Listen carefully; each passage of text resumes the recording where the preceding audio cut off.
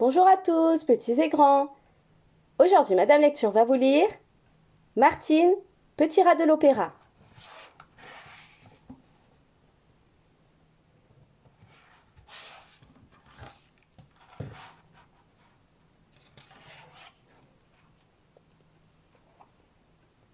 Martine avait dit à maman: J'aimerais tant savoir danser comme Françoise, ma petite amie. Je crois que j'y arriverai. Tu sais, on ne devient pas danseuse ainsi, du jour au lendemain. Cela ne fait rien, j'apprendrai. Il faudra que tu ailles à l'école de danse. Si papa est d'accord, j'irai me faire inscrire, avait répondu Martine. Maman s'est laissée convaincre. Papa dit oui.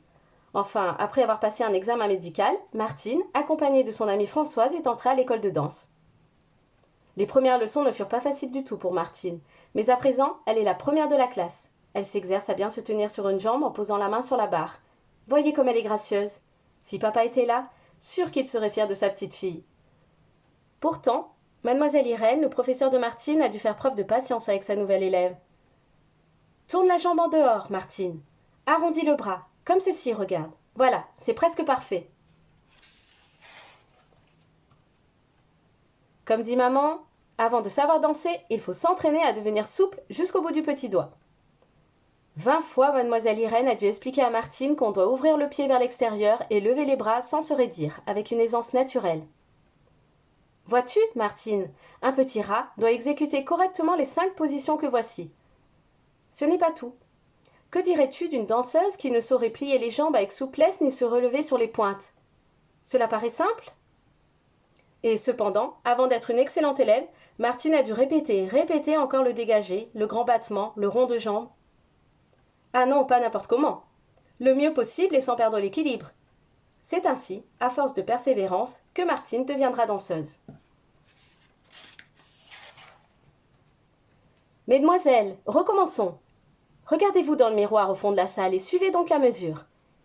1, 2, 3, 4. Ensemble, s'il vous plaît.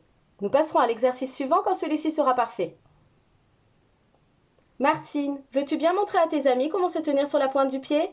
Demande le professeur. Ce que Martine, de bonne grâce, exécute aussitôt. Bravo, Martine, se dit Minouche, le petit chat qui est assis juste à côté du piano. Il n'ose pas bouger pour ne pas distraire Martine. À propos, connaissez-vous Minouche? Minouche vient tous les jours à l'école avec mademoiselle Irène, sa maîtresse. Il connaît jusqu'à la pointe des moustaches les arabesques, les entrechats et les pirouettes. Lui aussi saurait prendre des altitudes.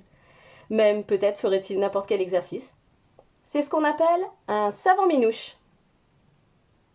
Jour après jour, semaine après semaine, Martine est devenue l'amie de Minouche.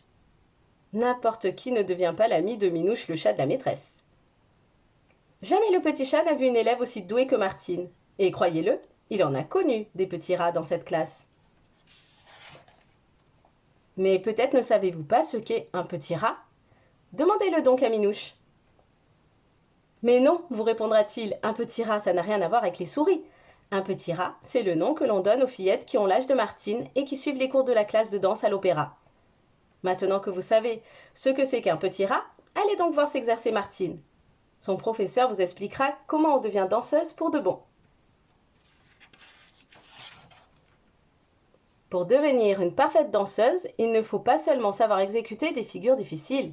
Encore, Martine doit-elle apprendre à balancer le bras comme pour cueillir une fleur, ou bien à lever les mains au-dessus de la tête avec grâce. Ainsi ferait une reine qui porte sa couronne. Sur scène, le moindre mouvement a son importance. Une danseuse est souple comme le chat, légère comme la plume, agile comme l'écureuil, gracieuse comme le cygne. Quand Martine danse, elle peut représenter toutes sortes d'images. Par exemple, voici le feu follet dans l'herbe, ou la lumière éblouissante, ou encore, tout simplement, je suis le papillon qui s'envole.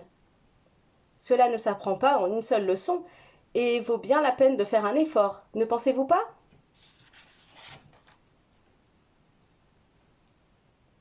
Mais oui, Martine, le professeur sait bien que tu as mal aux jambes quand tu rentres le soir chez toi. Ton pied ne veut plus obéir?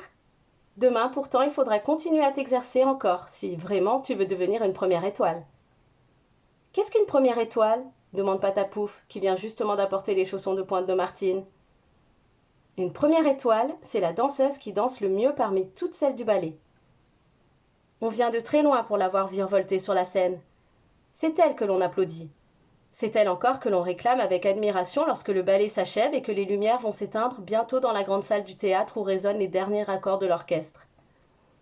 Oui, Martine voudrait bien devenir un jour cette danseuse-là, dont le nom figure sur les affiches et que tout le monde félicite pour son savoir-faire.